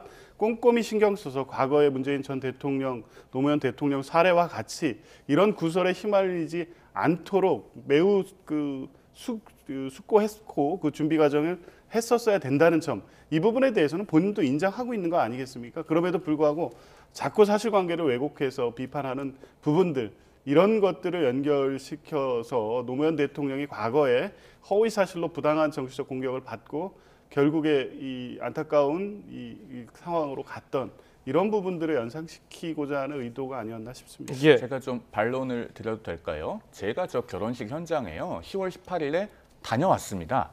저는 야당에 속해 있는데 청첩장도 못 받았지만 어떻게 갔을까요? 언론에 대대적으로 보도됐기 때문입니다. 그런데 언제 보도가 됐습니까? 저 결혼식이 10월 18일이었는데요. 최초 보도는 9월 25일입니다. 그리고 그때 최초 보도를 보면은 24일 국회에서 이 청첩장이 돌고 있었다라고 하는 내용이 나옵니다. 그러면은 약 3주 반 정도의 간격이 있거든요. 이렇게 언론에 대대적으로 보도가 되면 기업이나 기관이나 이른바 대관 업무를 하는 분들의 가장 기본은 일정을 챙기는 겁니다. 그리고 국회 과방위원장이라고 하는 상임위원장 지위를 갖고 있는 사람의 자녀 결혼식이 국정감사 기간 중에 국회에서 열려요. 이거 체크 안 하겠습니까? 그러니까 기업 관계자들이 대거 100만 원씩 얼마씩 가지고 와서 축의금 낸 것 아니겠어요? 그러면은 축의금은 사절합니다라고 하는 그 9글자가 그렇게 어려웠는가? 지금 우리 국민들께서 그 부분을 묻고 계신 것입니다. 예, 지금 이 건을 두고서 여야가 공방을 벌이고 있는데 김영란법 문제까지 거론이 됐습니다. 어떤 얘기가 오고 갔는지 듣고 오겠습니다. 너희 중에 죄 없는 자가 먼저 돌로 치라라고 하는 성경 구절을 인용했습니다만 그렇게 비난하는 이것은 뭐 여야를 떠나서요. 이게 소위 정치인들 중에 그러면 그런 어떤 애경사가 있는데 최민희 의원처럼 그럼 적어도 그런 이해충돌의 어떤 축의금이나 부의금이나 이런 것들을 골라서 돌려주려고 하는 노력을 해본 사람이 있는가? 저는 없습니다. 그래서 제가 부끄럽다고 썼어요. 뇌물은 돌려주어도 뇌물죄가 성립합니다. 피감기관들로부터 받은 100만 원이라고 하는 금액은 결코 작은 금액이 아니고 사회적 합의의 상식에도 맞지 않습니다. 최민희 위원장은 법적 책임에 앞서서 도의적 책임으로 더 이상 과방위원장 자리에 앉아 있을 수가 없습니다. 다시 한번 즉각 사퇴할 것을 촉구합니다. 예, 박수현 민주당 수석 대변인 성경 구절을 인용했네요. 나는 최 의원처럼 하지 못했다고 했고 예, 어떻게 들어보셨습니까? 그러니까 그 최민희 의원의 이번 사안에 대해서 비판이 과도하다는 겁니다. 일관된 내용인데요. 실제 이걸 지금 뭐 송원석 원내대표 같은 경우에 뇌물죄 범죄로까지 지금 나아가 있습니다. 그렇다고 하면 당초부터 이 결혼식에 피감 기관이라든가 기업들에 알려서 관련된 이해관계를 개입시키고 그 대가로서 축의금 형식으로 일정액을 받고자 하는 고의를 가지고 다 계획해서 했다는 건데 그게 아니라는 것은 기본적 사실관계에서 확인되고 있지 않습니까? 실제 피감기관에 청첩장을 보낸 것도 아니고 참석하는 사람들이 누구인지 사전에 파악해서 관련된 이해관계를 조정한 바도 없습니다. 그냥 그게 알려졌다는 게 지금 24일 날 국회에서 돌았다는 건데 아름아름 아는 분들한테 청첩장을 돌렸다는 거고요. 실제 대대적으로 여기저기 알린 바도 아닙니다. 그런데 결정적으로 알려진 게 뭡니까? 주진우 의원이 그걸 SNS에 올리면서 알려진 겁니다. 그날 보도가 이어졌고요. 그 상황이 이 최민희 의원이 의도한 상황으로 간 게 아니라 이 당초부터 이걸 정치 공세의 소재로 끌고 온 주진우 의원으로부터 시작된 겁니다. 물론 알려지는 뭐 정도가 차이는 있을 수 있지만 최민희 의원 딸의 결혼식은 9월 25일 주진우 의원으로부터 알려진 겁니다. 그렇다고 하면 이게 뇌물죄 내지 청탁금지법 위반 사항까지 가기 위한 의도나 고의가 없다는 것은 다 확인됨에도 불구하고 마치 뇌물죄를 기정사실처럼 전제해 놓고 일단 받았으니까 뇌물죄는 성립됐다는 말도 안 되는 법리 주장을 하는 건데요. 박수현 의원이 지적하는 부분도 뭐 다소 이게 실제 뭐 나는 그렇지 못했다라고 정도까지 그렇게 전면적 비호를 어느 정도 국민들께서 공감할 수 있을지는 모르겠습니다만 적어도 최민희 의원에 대한 뇌물죄 범죄까지 비판하는 지금 국민의힘의 태도는 매우 정략적이고 정치적이다. 이런 부분을 뭐 지적한다고 봅니다. 네, 말씀하신 것처럼 박수현 대변인이 나는 그런 적이 없다. 하면서 마치 자신의 죄를 고해성사하듯이 그 성경도 지금 인용을 하면서 비호를 했는데 문진석도 운영수석 부대표가 자신의 아들도 결혼식 날짜를 잡으려고 보니까 자리가 없더라. 국감기간에 결혼식을 한 걸 좀 두둔하는 듯한 발언을 했고 박지원 의원도 축의금 반환은 잘한 거다 이렇게 칭찬을 했네요. 가재는 개편이라는 속담이 있지 않습니까? 그런데 국회의원들이 이렇게 국민들의 보편적인 윤리의식 그리고 민심의 중앙값 그리고 공직자들이 응당 가져야 될 윤리적인 규범의 수준과 현저히 동떨어진 발언을 하면요. 국회의원들 스스로가 가재 수준이 되는 겁니다. 정말 이렇게 말씀하시면 안 된다고 생각을 해요. 박수현 수석 대변인은 너희 중에 죄 없는 자가 돌로 치라라고 했는데 그건 정말로 여의도에 있는 국회의원들만 보고 하는 말입니다. 우리 5,100만 국민 중에 누가 저렇게 국회에서 힘있는 지위에 있으면서 국정감사 기간 중에 국감을 주관하는 상임위원장 지위에서 자녀의 결혼식을 국회 안에서 치른 적이 있습니까? 대다수의 국민들은 저런 권력자들이 결혼식을 통해서 많은 축의금을 거둬들이는 것과는 매우 거리가 먼 삶을 살고 계시거든요. 그 국민들께서 전부 다 돌 들고 나오라는 이야기처럼 들립니다. 정말 국민 그 정서에 맞지 않는 말씀이고 문진석 의원, 박지원 의원 모두 다 본인들이 어떻게 살아오셨는지를 오히려 되돌아보셔야 될 것이다 라는 말씀을 드립니다. 예, 송원석 원내대표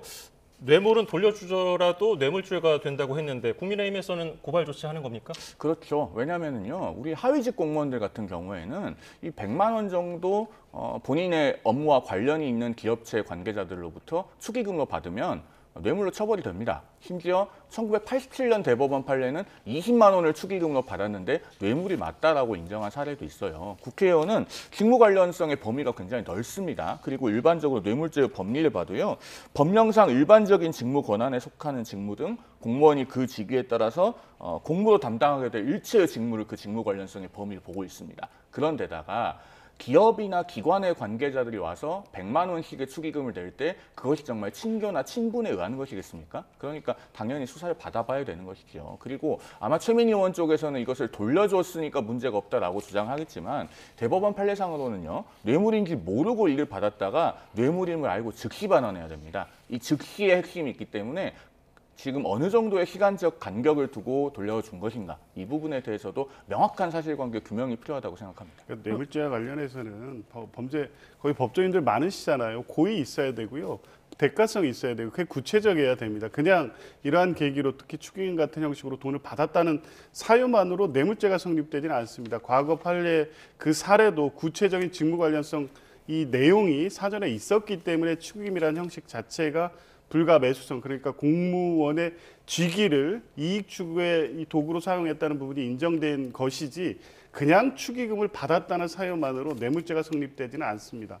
고발을 하시든 고소를 하시든 자유지만 혹여라도 무고의 책임이 질 수 있다는 부분도 말씀드리고 싶습니다. 네, 국민의힘은 또 과방위 직원들이 과로 진단을 받은 데 대해서 중대재해처벌법 위반도 검토한다고 하는데 이 부분은 어떻게 보세요? 이게 이제 중대재해처벌법에 보면요. 동일한 유해 요인으로 대통령령에서 정하는 그 직업성 질병이 1년에 3명 이상 발생하면 그것도 중대재해로 봅니다. 물론 이 3명의 국회 과방위 직원들이 구체적으로 어떤 질환으로 진단을 받았는지 지금 정확하게 확인이 되지 않기 때문에 뭐 중대재해에 해당하는지를 이 자리에서 단정하진 않겠습니다만 1년에 3명이라고 하는 숫자 자체가 대단히 이례적인 것이죠. 그리고 국회 과방위가요. 지금 이례적으로 최민희 위원장 체제에서 회의가 길고 또 금년 들어서는 이전 국회 대비 2배 이상 횟수도 많다고 합니다. 그런 가운데 직원들이 굉장히 경무와 과로를 호소하고 있고 그로 인해서 지금 3명이나 과로로 쓰러졌고 그중에 2명은 관련 질환 진단도 받았고 1명은 또 최근에 병원으로 이송되고 했다고 하니까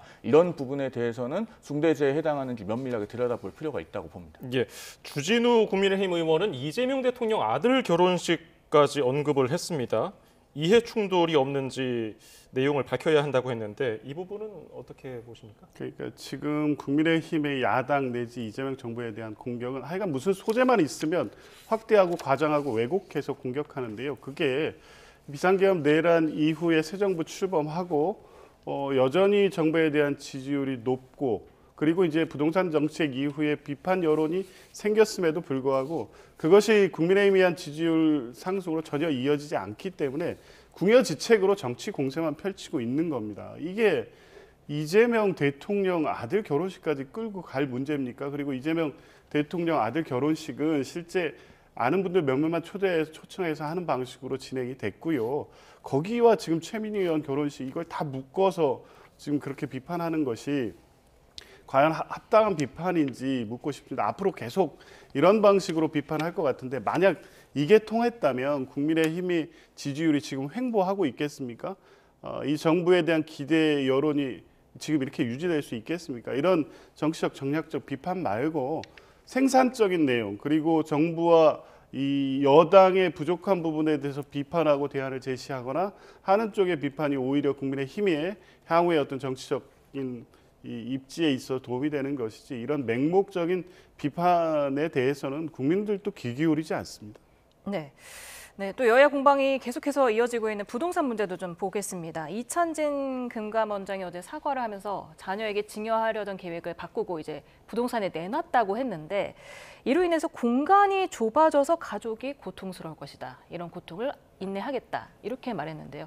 이게 그렇게 좁아지는 건가 하는 국민들의 눈높이에서 봤을 때 이게 과연 고통스러울 정도인가 이런 의문이 든다. 이런 분석이 나오더라고요. 이분이 지금 2억 원이나 호가를 올려서 내놨다고 하는 그 아파트. 그래서 지금 팔겠다고 하는 의사가 있는 것은 맞느냐라고 하는 의심을 받고 있는 아파트가 47평짜리라고 하죠. 우리 이른바 국민주택 평형보다 한 2배 정도 됩니다. 그러면은 과연 이걸 가지고 좁다고 이야기를 했을 때 국민들의 지금 이 부동산 정책에 대한 정서에 기름을 붓는 것이 아닌가라는 생각을 하시는 분들이 많이 계실 겁니다. 그리고 이분의 언행은 아주 일관되게 부동산에 관해서 부적절하죠. 본인이 이 주택을 정리한다고 하더니 자녀에게 증여를 하겠다고 하고 증여를 한다고 하니까 비판을 받고 그러면 집을 팔겠다라고 했더니 알고 보니 2억 원이나 올려서 내놔서 잘 안 팔릴 것처럼 보이고 과거에 김조원 전 민정수석이 문재인 정부 시절에 이런 방식으로 집값을 높게 불러서 팔지 않고 마지막에는 직을 그만두면서까지 본인의 아파트를 지킨 사례가 있습니다. 그 사례를 연상하면서 아마 더 많은 국민들께서 지금 이재명 정부의 부동산 정책 핵심 관련자들이 이렇게 내로남불로 일관하고 있구나라는 점을 개탄하고 계실 거라고 생각을 합니다. 예, 이런 실언이라고 해야 될까요? 어떻게 보고 있습니까, 민주당에서는? 적절하지 않았죠. 국민들의 일반적 정서를 고려하지 못한 건 분명해 보이고요. 적절한 사과 표명도 필요해 보입니다. 이걸 그 어떤 취지로 얘기한지는 알겠고 굳이 제가 그거를 두둔할 이유도 없습니다만 그 지금 상황을 국민들이 다 아시는데 고평형의 아파트 2채를 하나로 줄이는 걸 가지고 고통이라는 표현은 국민들의 일반적 정서와 맞지 않았습니다. 이제 계속 정치적 비판을 받다 보니 또 이 국감에 출석해서 이런 부분이 도마위에 오르다 보니까 이 적절한 언행이 어떤 것인지에 대해서 아직 정확하게 판단하지 못한 것 같아요. 앞으로 특히 지금 당장의 이찬진 금감원장이라든가 이런 분들 외에도 이 부동산 정책이나 현 정부 여당은 11호 대책 등 규제 중심으로 가고 있는 현재 이 정책의 불가피성이라는 측면이 있다고 하더라도 본인들과 관련돼 대기되고 있는 여러 가지 문제와 관련돼서는 솔직하게 인정할 건 인정하고 사과할 건 사과하고 이렇게 해야지 정책에 대한 신뢰가 확보되는 것이지 어설픈 변명 또 실언이 계속되면 오히려 정책의 신뢰가 훼손될 수 있다는 점까지 숙고하셔서 신중한 언행이 필요하다는 점을 다시 한번 확인하는 계기였다고 봅니다. 네, 그런가 하면 사법개혁에 속도를 내고 있는 민주당이 법원행정처 폐지를 연일 강조를 하고 있습니다. 이에 대해서 대법원장이 인사권을 제한하려는 거 아니냐 이런 비판도 나오던데요. 그렇죠. 이걸 사법개혁이라고 부르면 안 됩니다. 법원조직법 19조 2항에 보면요. 법원행정처가 담당하는 여러 가지 사무가 열거되어 있는데 그중에 가장 먼저 나오는 것이 법관의 인사에 대한 것입니다. 그러면은 법원행정처를 폐지하고 사법행정위원회나 기타의 기관으로 바꾸게 되면요. 결국은 대법관 중에서 대법원장이 정하는 그 법원행정처장이 법관 인사에 대해서 총괄하게 되는 것이 아니고 어떤 사법행정위원회 같은 것이 인사를 담당하게 되면서 거기에 외부 인사들이 들어갈 때 정치적으로 편향된 인물들이 들어가고 정치적 입김을 받을 수가 있습니다. 그리고 민주당에서는 이것을 사법개혁이라고 강변합니다마는 관련된 법원조직법 개정안을 민주당 국회의원들 그 누구도 22대 국회가 시작해서 이재명 대통령에 대한 대법원의 전원합의체 파기환송 판결이 있기 전까지 발의한 건이 단 한 건도 없습니다. 아무도 한 적이 없습니다. 그러다가 이제 와서 이것을 사법개혁이라고 주장하는 것은 결국 내년 2월에 있을 법관 정기 인사를 염두에 둔 것이다 라고 보여지는 것이죠. 즉 내년 2월에 조일대 대법원장의 어떤 인사를 통해서 일선 법원의 이재명 대통령에 대한 재판을 재개할 수 있는 법관이 배치되는 상황, 그것을 외부의 작용을 통해서 막아보겠다. 이렇게밖에 보이지 않습니다. 법원행정처는 1949년에 법원조직법이 처음 만들어질 때부터 있었던 기관이다라는 점을 상기시켜드립니다. 공로는 하루 만에 이렇게 급물살을 타는 것 같은데요. 어떤 의도가 있는 겁니까? 이게 뭐 어제 오늘 나온 얘기 아닙니다. 2017년에 양승태 대법원장의 사법농단 사태 이후에 대법원장을 중심으로 그 하위에 법원행정처를 두고 이 법원 조직 전체가 획일적이고 폐쇄적으로 운영되는 문제가 결국 사법농단 사태로 이어졌다는 평가가 있었고요.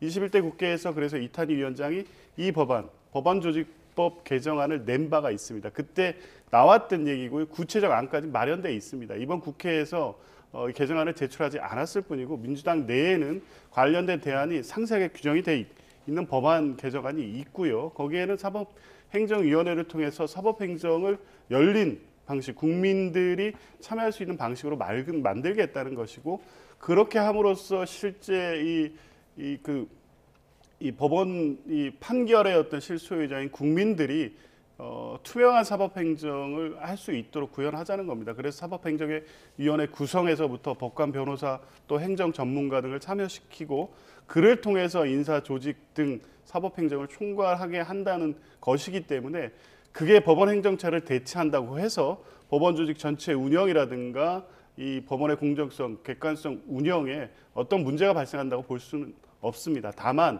이게 너무 성급히 추진할 경우에 다른 여러 가지 문제가 있기 때문에 일단 제안을 통해서 충분히 국민적 공감대를 형성해 가겠다는 입장 정도로 보시면 될 것 같습니다. 제가 딱 한 말씀만 짧게 드리겠습니다. 부탁드리겠습니다. 예, 21대 국회에 발의했다고 하는 그 법안 소위도 못 넘었지 않습니까? 그게 정말로 사법개혁이면은 왜 민주당이 180석일 때는 안 하고 이재명 대통령에 대한 판결이 나오고 나서 이제 와서 하는가를 묻는 겁니다. 알겠습니다. 지금까지 조기현 전 민주당 법률위 부위원장, 송영훈 전 국민의힘 대변인이었습니다. 감사합니다. 감사합니다.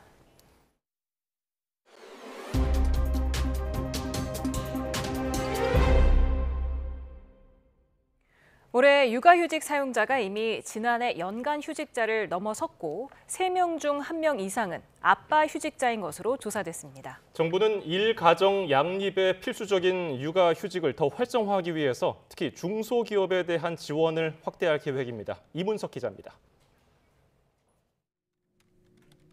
육아휴직 사용자가 처음으로 연기준 14만 명을 넘었습니다. 지난 3분기까지 육아휴직급여 수급자는 14만 1,909명으로 지난해 같은 기간과 비교해 37% 늘어났습니다. 아빠 휴직자 수와 비율도 꾸준히 상승하고 있습니다. 3분기 기준 남성 육아휴직자는 2023년 2만 7천여 명에서 지난해엔 3만 명대로 올라섰고 올해 5만 명을 넘어섰습니다. 성별 비중도 매년 늘어 37% 가까이 됐습니다. 정부는 육아휴직급여를 월 최대 250만 원으로 올리는 등 휴직급여를 인상한 효과가 남성 육아휴직 참여로 이어졌다고 분석했습니다. 이런 변화는 대기업만이 아니라 중소기업에서도 관찰됐습니다. 3분기 기준으로 중소기업 육아휴직자 수는 2023년 5만 명대에서 2년 만에 8만 명대로 늘었는데 남성 비율이 올해 처음 30%를 넘었습니다. 정부는 근로자 10명 중 8명이 중소기업 종사자라는 점에서 내년부터 이들의 육아휴직 확대를 위한 지원을 강화한다고 밝혔습니다. 자녀 돌봄을 위해 근로자가 임금 삭감 없이 1시간 늦게 출근하도록 사업주에게 월 30만 원을 지원하는 육아기 10시 출근제를 신설했습니다. 육아로 근로시간을 단축한 근로자에게 지급하는 급여 기준 금액 상한 역시 현재 220만 원에서 250만 원으로 인상합니다. 특히 30인 미만 소규모 기업에는 대체 인력 채용 지원금을 월 140만 원까지, 동료 근로자 금전 지원을 월 60만 원까지 상향해 휴직하는 사람도 남는 사람도 부담을 덜어줄 계획입니다. YTN 이문석입니다. 가을 야구의 대미를 장식한 한국 시리즈에서 LG가 마운드와 공격, 수비까지 한화를 압도하며 홈 2연승을 달렸습니다. LG는 왼손 손주영을 3차전 선발로 내세웠고 한화는 에이스 폰세의 어깨에 반격의 희망을 걸고 있습니다. 이경재 기자입니다.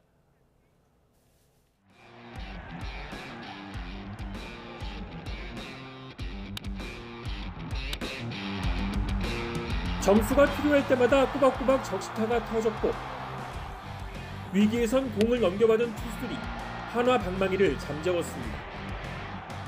중요할 때마다 나온 엄청난 수비는 경기의 흐름을 바꾸고 상대의 실망감을 안겨줬습니다.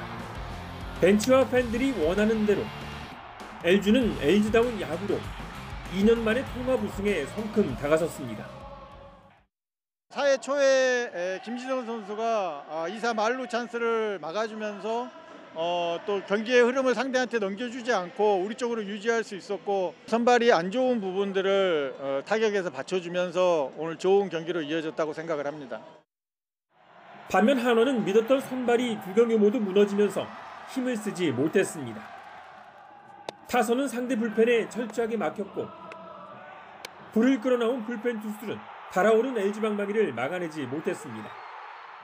전력을 다한 플레이오프 5경기의 체력적인 문제가 고스란히 노출됐습니다. 위기에 몰린 한화가 믿는 건 정규 시즌 최강의 원투펀치인 폰세와 와이스. 3차전엔 폰세가 먼저 출격합니다. 마운드가 조금 점수를 많이 줬는데 우리 홈으로 돌아가서 3차전 반기회 준비를 잘하겠습니다. 폰세가 유일하게 승리 없이 LG에 상대적으로 약했던 것과 달리 LG의 3차전 선발 손주영은 한화의 두 경기에서 모두 1자책점씩만 기록할 정도로 강했습니다. 한국 시리즈의 시나리오는 3연승일지 아니면 반격이 숨어있을지 팬들의 눈과 귀는 19년 만에 한국 시리즈가 열리는 대전으로 향하고 있습니다. YTN 이경재입니다. 오늘 밤사이에도 기온이 크게 떨어지겠습니다. 내일 서울 아침 기온이 5도, 광주도 5도까지 떨어지는 등 아침에는 오늘과 비슷하거나 조금 높은 수준을 보이며 이른 추위가 이어지겠는데요. 다행히 한낮에는 서울 18도, 광주 19도까지 오르는 등 예년 수준을 회복하겠습니다. 하늘은 대체로 맑겠습니다. 다만 내륙에는 서리가 내리거나 물이 어는 곳이 있겠습니다. 주 후반에는 예년의 늦가을 날씨가 이어지겠지만 금요일 밤사이 중부와 호남을 중심으로 비가 내리겠습니다. 에이펙 정상회의가 열리는 경북 경주도 역시 내일 낮부터 추위가 풀리겠고 주 후반에는 하늘이 흐려질 전망입니다. 날씨 정보였습니다.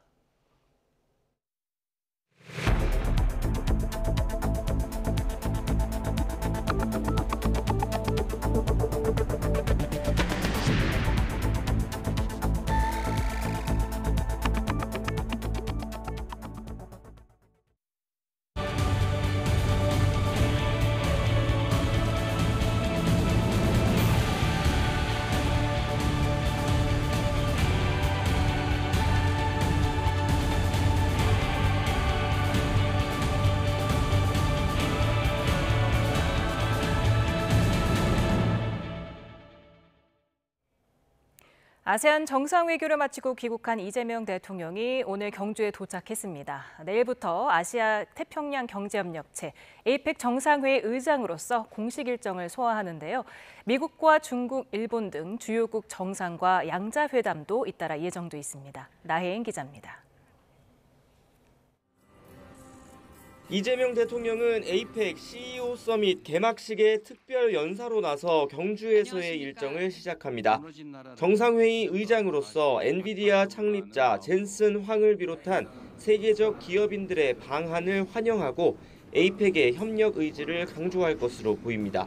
정상회의 본회의는 오는 31일부터 이틀 동안 열립니다.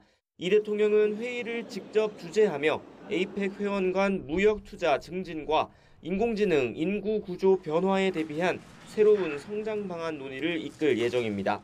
미국발 관세 전쟁으로 국제 경제의 불확실성이 커진 가운데 다자 협력에 기반을 둔 APEC 정신을 공동선언문에 충분히 담아낼 수 있을지 주목됩니다. 아시다시피 지금 세계 자유무역 질서가 흔들리고 있습니다. 그래서 국제 경제 질서에 관해서 허심탄회하게 논의할 수 있는 좋은 기회가 될 것으로 보입니다. 정상회의 전후로 이 대통령은 주요국 정상과 연쇄 양자회담을 이어갑니다. 2달 만에 성사된 트럼프 대통령과의 2차 한미 정상회담과 11년 만에 방한하는 시진핑 주석과의 한중 정상회담이 크게 주목받고 있습니다. 미국과 중국 정상이 같은 시기 서울이 아닌 지역에 국빈으로 방문하는 건 이번이 처음입니다. 국빈 방문이기 때문에 양국 간의 그동안 충분히 현안이 되었던 문제들은 폭넓게 논의될 것으로 생각합니다. 다카이치 사나에 일본 신임 총리와의 첫 한일 정상회담은 APEC 정상회의 하루 전인 30일에 열리는 게 유력합니다. 이 밖에도 APEC 정상회의 주간엔 세계적 관심이 쏠린 미중 정상회담이 예정돼 있습니다. 이 대통령은 경주에서 다자회의를 주관하며 국가 간 견해차를 조율하고 동시에 양자회담 성과도 내야 하는 복합 외교전을 치르게 됐습니다. YTN 나인입니다. 이번 경주 APEC 정상회의 기간에 특히 주목받는 일정은 내일 열릴 이재명 대통령과 트럼프 미 대통령의 두 번째 한미 정상회담입니다. 진통을 거듭하는 관세 협상이 정상 간의 담판으로 돌파구를 찾을 수 있을지가 관심입니다. 강진원 기자의 보도입니다. 3,500억 달러 규모 대미 투자를 놓고 한미 양국이 첨예하게 부딪히는 지점은 현금 투자 비율입니다. 전액 현금에선 한 발 물러섰지만 미국 측이 관세율을 낮춰주는 대가로 우리 측에 요구하는 금액은 여전히 받아들이기 힘든 조건입니다. 매년 250억 달러씩, 총 2천억 달러는 우리 돈 290조 원에 이르는 거액이기 때문입니다. 미국이 250억 달러 요구하는 것은 사실 맞는 것 같은데 장관님, 이 내용이 맞습니까? 그런 논의가 있습니다, 지금 현재. 수익 배분 방식과 투자처 선정 시 우리 측 입장 반영 여부 등 다른 쟁점들도 만만치 않은데 한미 정상회담을 앞두고 트럼프 대통령은 특유의 압박 전술을 쓰고 있습니다. It's pretty close to being finalized, I think, and so it could be if they have it ready, I'm ready. 하지만 이재명 대통령은 시간에 쫓겨 국익을 훼손하는 결정은 하지 않겠다는 생각이 확고합니다. 지난 7월 말 큰 틀의 합의 이후 석 달 가까이 끌어온 관세 협상을 매듭짓기 위해선 최소한의 상업적 합리성이 담보돼야 한다는 겁니다. 결국은 이성적으로 납득할 수 있는 합리적 결론에 이르게 될 것이다 라고 믿습니다. 우리는 동맹이고 상식과 이성을 가진 존재들이니까요. 두 정상의 입장이 팽팽한 가운데 한미 회담 테이블엔 한국의 우라늄 농축 및 핵연료 재처리 권한 확대 등 안보 의제도 오를 것으로 보입니다. 여기엔 큰 이견이 없지만 미국 측은 관세 협상 타결 이후로 발표 시점을 미루는 분위기입니다.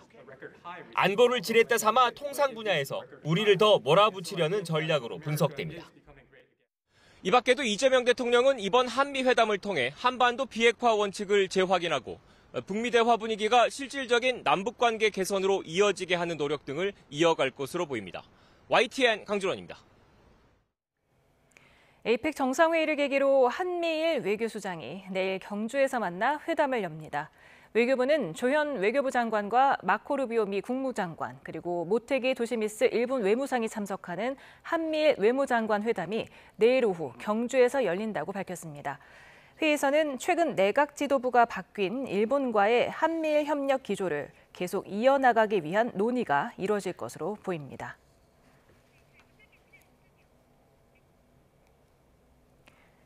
해외 정상들의 방문이 임박하면서 경주에는 최고 경계 단계인 가포 비상이 발령됐습니다. 행사장 곳곳에는 경계망이 설치되고 폭발물 탐지견까지 출동했습니다. 윤웅성 기자가 보도합니다. 에이펙 주요 행사 중 하나인 CEO 서밋이 열리는 경주 예술의 전당에 경찰 특공대원들과 폭발물 탐지견이 등장했습니다. 행사장 물건들을 하나하나 들춰가며 시각과 후각 등을 총동원해 세밀하게 살핍니다. 탐침봉과 금속 탐지기를 든 경찰관들은 풀숲을 뒤져가며 샅샅이 수색을 이어갑니다. 행사장에 혹시 설치됐을지 모를 폭발물 등 테러 위협에 대비해 수색 작전을 벌이는 겁니다. 트럼프 미국 대통령 등이 참여하는 CEO 서밋이 열리는 경주 예술의 전당입니다. 보안을 위해 2m 높이의 울타리가 설치됐고 경찰 특공대 등 인력도 곳곳에 배치됐습니다. 경찰은 에이펙 주간 이틀차 각국 정상의 입국을 앞두고 경주 등 경북 전역에 가포 비상을 발령했습니다. 비상근무 3단계 중 최고인 가포 비상이 내려지면 경찰관 휴가가 중지되고 가용 경력을 100% 동원할 수 있습니다. 실제 경주 일대에는 눈에 띄게 경찰 배치가 늘었고 특히 해외 정상들이 머물 호텔과 행사장에는 수시로 순찰이 이뤄지고 있습니다. 정부도 경주와 영남권 전역에 테러 경보를 3단계인 경계로 격상한 가운데 행사장마다 마치 공항처럼 보안 검색대도 설치했습니다. 군도 육해공에서 경호와 순찰 등을 위해 3,900여 명의 병력을 지원합니다. 경찰은 에이펙 기간 하루 최대 19,000명 규모의 인력을 투입하는데 특히 기동대 등을 동원해 기습적인 시위에 대비할 계획입니다. YTN 윤홍성입니다. 에이펙 경제인 행사인 최고경영자 서밋이 오늘부터 나흘 동안 공식 일정에 돌입했습니다. 최태원 SK그룹 회장은 인공지능을 주제로 열린 부대 행사에서 한국이 인공지능 시대의 병목 현상을 푸는 시험대가 될 거라고 자신했습니다. 최하영 기자가 보도합니다. 여기는 경주 화랑마을입니다. 이곳에서 환영 만찬을 시작으로 에이펙 경제인 행사의 막이 본격적으로 올랐습니다. 최고경영자 서밋의 성공적인 개최를 위해 열린 만찬에는 최태원 대한상의 회장을 비롯해 정부와 국내외 기업인, 외교사절단 등 1000여 명이 참석했습니다. 참석자들은 한국 음식과 음악을 즐기며 교류의 시간을 가졌습니다. 이에 앞서 최태원 회장은 인공지능을 주제로 열린 미래기술 포럼 기조연설에도 나섰습니다. 인터넷이나 모바일처럼 인공지능 역시 대한민국에서 가장 빠르게 확산하고 진화할 것이라고 강조했습니다. 대한민국이 지금 저희가 생각하는 새롭게 아주 빠르게 적응하는 스피드를 발휘해서 저희가 이런 바틀렉을 풀어내는 테스트베드가 될 수 있다고 저는 자신합니다. 공식 행사에 돌입한 최고경영자 서밋은 아시아 태평양 경제인들의 협력과 논의의 장이 될 예정입니다. 인공지능과 디지털, 금융, 투자 등 주요 의제를 두고 맥가먼 아마존 웹서비스 최고경영자 등 연사 70여 명이 청사진을 제시합니다. 이재용 삼성전자 회장과 정의선 현대차그룹 회장, 구광모 LG그룹 회장 등 국내 주요 기업 총수들도 경주를 찾는 가운데 또 한 번 관세 협상 측면 지원에 나설 전망입니다. 도널드 트럼프 미국 대통령과 함께 방한하는 하워드 러트닉 상무부 장관이 만찬을 제안한 것으로 알려진 가운데 한미 정상회담과 별개로 유의미한 결과를 낼 수 있을지 주목됩니다. YTN 최하영입니다.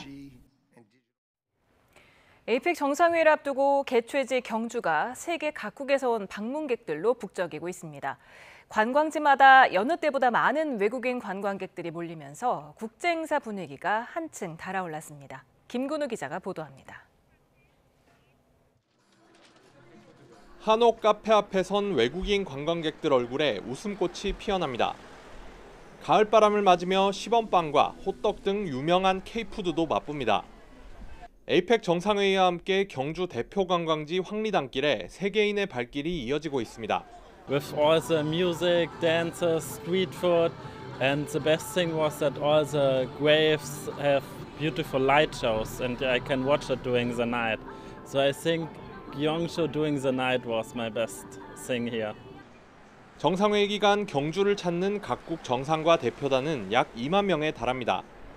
불편을 줄이기 위해 주요 관광지에는 특별한 민간 외교관들이 배치됐습니다. 국내 대학 외국인 유학생들이 자원봉사로 유적지 소개부터 길 안내까지 도맡았습니다. 일단은 이거 행사를 하게 되는 게 좀 자랑스럽죠. 관광객들이 오면 그냥 맛집이랑 이런 거 추천해드리고 그 경주에서 즐겁게 여행할 수 있도록 하려고 합니다. 인도네시아와 말레이시아 등 이슬람권 대표단이나 관광객을 위해선 할랄 음식점도 마련됐습니다. 이국적인 음식 맛을 보러 일반 관광객들이 벌써 줄을 서고 있습니다. 지금 무슬림 사람들이 이제 해외로 여행 오면은 밥가 제일 중요하니까 너무 해외에서 무슬림들이 오는 거는 기대하고 열심히 너무 잘 준비했고. 활기찬 손님 맞이 분위기 속에 천년고도 경주가 세계 속의 도시로 빛나고 있습니다. YTN 김근우입니다. 네, 방금 들어온 속보 전해드립니다. 다음 달 6일로 예정된 대통령실에 대한 국정감사에 증인과 참고인을 한 명도 부르지 못할 것으로 보입니다. 여야 원내 지도부는 3시간 가까운 줄다리기 끝에 조금 전에 합의 결렬을 선언했습니다. 여야는 이재명 대통령 최측근으로 꼽히는 김현지 대통령실 제1부속실장을 증인으로 채택하는 문제를 두고 평행선을 달렸고 결국 아무도 부르지 않기로 했습니다. 여야는 내일 오전에 운영위원회 전체 회의에서 증인 채택의 건을 최종 확정하는데요. 자세한 소식은 이어지는 뉴스에서 전해드리겠습니다. 네, 다음 소식입니다. 카를 마르크스에 져서 자본론을 소지하고 있었다는 이유로 체포돼 징역을 산 정진태 씨가 40년 만에 재심에서 무죄를 선고받았습니다. 재판부는 정 씨가 불법 체포됐고 가혹행위와 고문을 당해서 허위 자백을 한 데다 증거 압수 과정도 형사소송법을 어겼다면서 당시 수사 전체가 모두 불법이었다고 밝혔습니다. 양동훈 기자입니다. 올해 72살인 정진태 씨. 서울대생이었던 정 씨는 지난 1983년 자본론 등 당시 불온서적으로 지정된 책들을 집에 보관한 혐의로 체포됐습니다. 경찰서로 끌려가 폭행과 고문을 당했고 이후 남영동 대공분실로 옮겨져 허위 진술을 강요당했습니다. 여기는 벙어리도 말을 하게 되는 곳인데 경찰서에서 얘기하지 않았던 새로운 거 한 가지만 좀 얘기를 해주면 그냥 그걸로 종료시킬게. 반국가 서적을 소지하고 사회주의 공부 모임을 조직했다는 혐의를 뒤집어 쓴 정 씨는 징역 3년형을 선고받았습니다. 고문과 강압 때문에 허위 자백을 했다고 호소해봤지만 판결은 대법원에서 확정됐습니다. 술 한잔 하지 뭐 이런 식으로 해서 이제 모였던 사람들을 저쪽에서 이제 재적생 모임이라는 걸 구성을 해가지고 한 걸로 각색을 했고. 정 씨는 2년 3개월 만에 가석방됐지만 반역자로 낙인 찍혀 정상적인 사회생활조차 어려웠다고 토로했습니다. 대기업도 내보고 중소기업도 내보고 이랬는데 이제 뭐 하나도 안 되고 이제 애들 학원 보낼 돈도 없고 그래서 신문 배달을 시작을 해가지고. 지난 2022년 조사를 시작한 진실화해를 위한 과거사 정리위원회는 올해 4월 불법 감금과 고문이 인정된다며 진실규명 결정했습니다. 법원에서도 재심 절차가 개시됐고 재판부는 검찰 구형을 받아들여 정 씨에게 무죄를 선고했습니다. 재판부는 당시 정 씨는 영장도 없이 한 달가량 불법 구금 상태에서 수사받았고 가혹행위와 강압 때문에 허위로 자백했으며 증거물 압수도 형사소송법을 위배해 진행됐다며 당시 수사 전체가 모두 불법이었다고 밝혔습니다. 앞서 정 씨는 1974년 군사정권이 조작한 민청학년 사건에도 연루돼 실형을 살았는데 지난 2009년 재심에서 무죄 판결을 받았습니다. 두 번째 재심까지 무죄 선고를 받으면서 평생을 짓눌러온 전과자라는 굴레를 드디어 완전히 벗게 됐습니다. 단 한 번도 북한을 찬양한 적이 없는데도 고문과 강압 수사로 전과자가 됐다는 정 씨는 자신과 비슷한 다른 피해자들도 구제될 수 있도록 사회가 적극 나서달라고 촉구했습니다. YTN 양동훈입니다.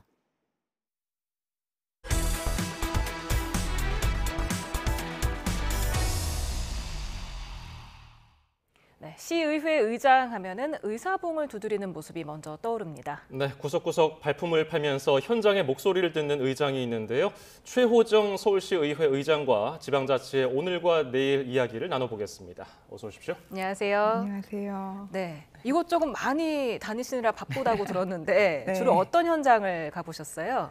주로 저희가 의회 손길이 필요한 곳, 시민들이 오라고 하시는 곳은 거의 다 간 것 같습니다. 아침에 일어나서 신문을 보고 시민들 안전에 문제가 있다 그러면 그날로 가기도 하고요. 또 여름이 오거나 겨울이 와서 춥거나 더우면 또 그 전에 미리 가보기도 하고 명절 같은 때가 또 다가오면은 또 손길 필요한 데가 있을까 미리 찾아가 보기도 하고, 교육 현장은 수시로 때때로 찾아가 보기도 하고, 그렇게 아니면 또 요청이 오는 경우가 있거든요. 예. 그런 경우도 가고, 필요한 곳이 있으면은 마다하지 않고 어느 현장이든지 갔었던 것 같습니다. 즉흥적으로 좀 움직이시는 편인가 봐요. 한 50%는 그런 것 같아요. 제보가 들어오면 한남초 때도 그랬죠. 아침에 가서 보고, 또 북성초등학교라고 또 안전 등급이 굉장히 낮게 나와서 개학이 한 달 정도 미뤄진 학교도 있었어요. 그래서 그것도 기사 보고 그날 가가지고 학교랑 얘기해서 한 열흘 정도 있다가 빨리 개교할 수 있도록 한 곳도 있고. 그러면은 이렇게 직접 보고를 받으시면 편할 텐데 발로 뛰시는 이유가 있습니까?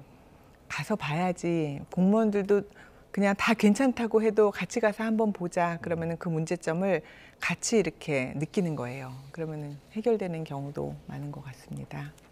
네, 이런 현장 방문이 좀 눈에 띄는 성과로 또 이어지는 경우도 있었을까요? 꽤 많죠. 아마 저뿐만 아니라 제가 모르는 의원들도 지역에서 한 곳 다, 의원들은 기본적으로 현장에 가거든요.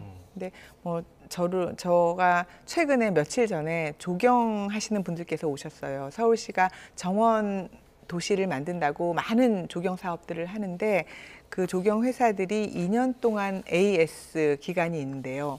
2년 동안 그 관리는 그냥 담당하는 구청에서 공무원분들이 하셔요. 그러니까 나무가 죽었을 때 그 책임 소재가 명확하지가 않은 거예요. 그러니까 조경하시는 분들께서는 AS 기간에는 본인들이 좀 관리하게 해달라 그런 말씀을 하셔서 공무원분들이랑 잘 얘기해서 내년에는 좀 그렇게 해보는 방향으로 가기도 했습니다.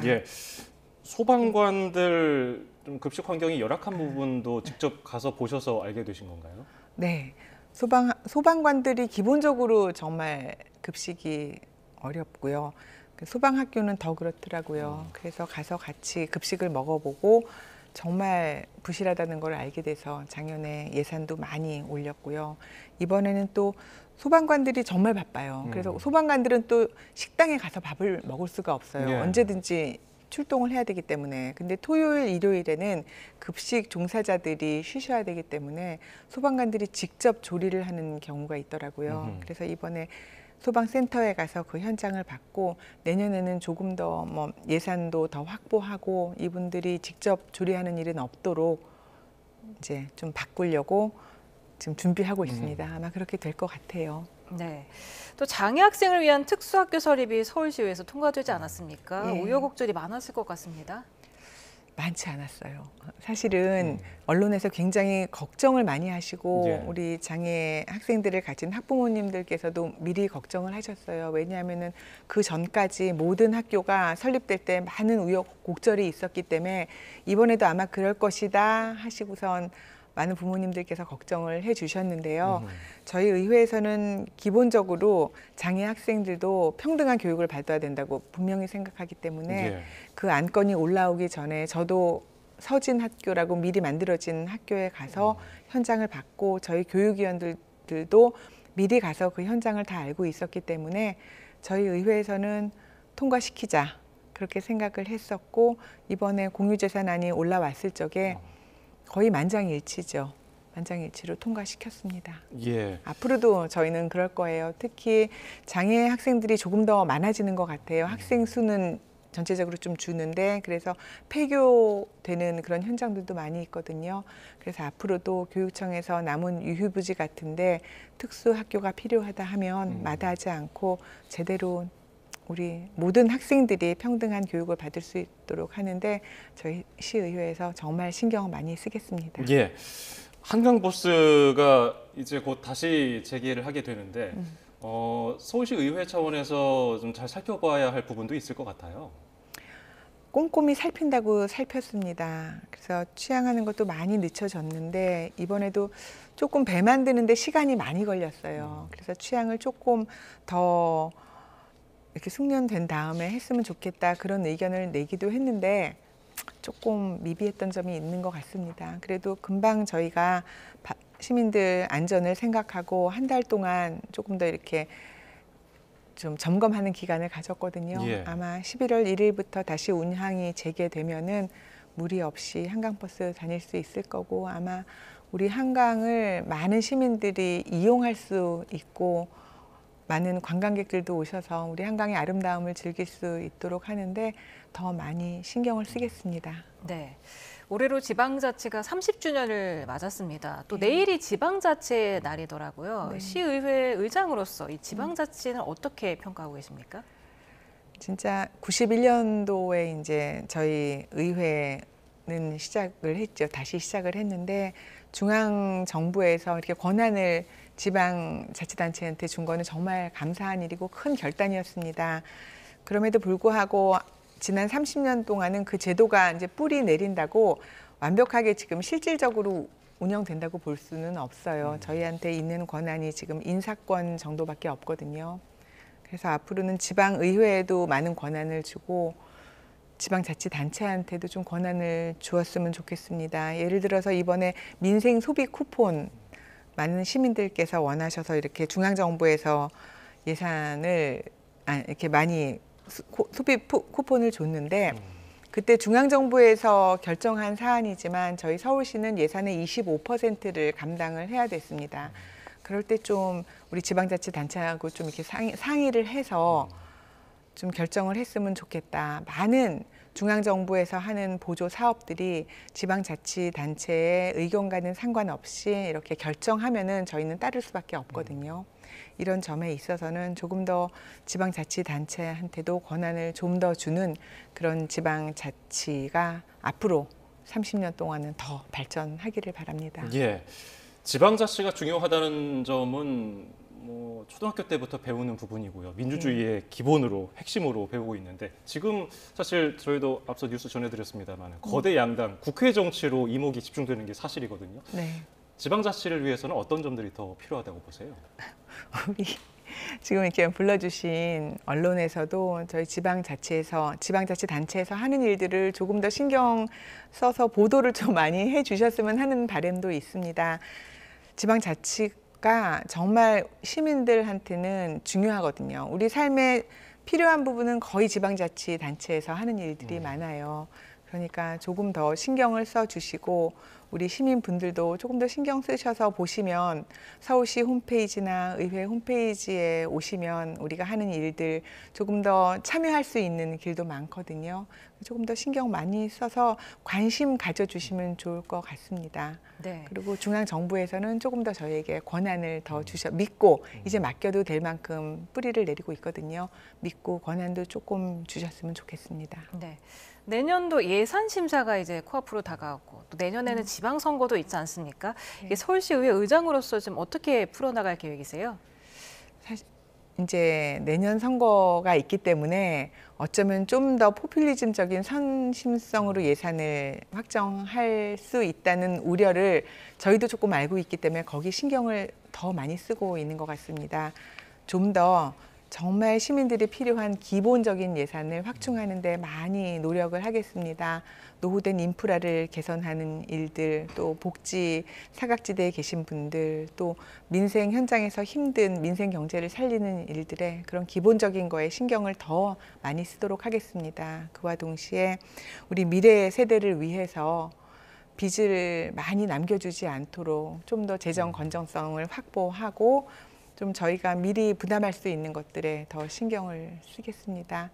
정말 시민들이 원하는 예산 만드는데 애쓰고요. 좀 선심성으로 이렇게 그냥 뿌리고 많은 예산들, 빚을 내는 것들은 주의하도록 하겠습니다. 네, 오늘 말씀은 여기까지 듣겠습니다. 최호정 서울시의회 의장이었습니다. 감사합니다. 감사합니다. 감사합니다.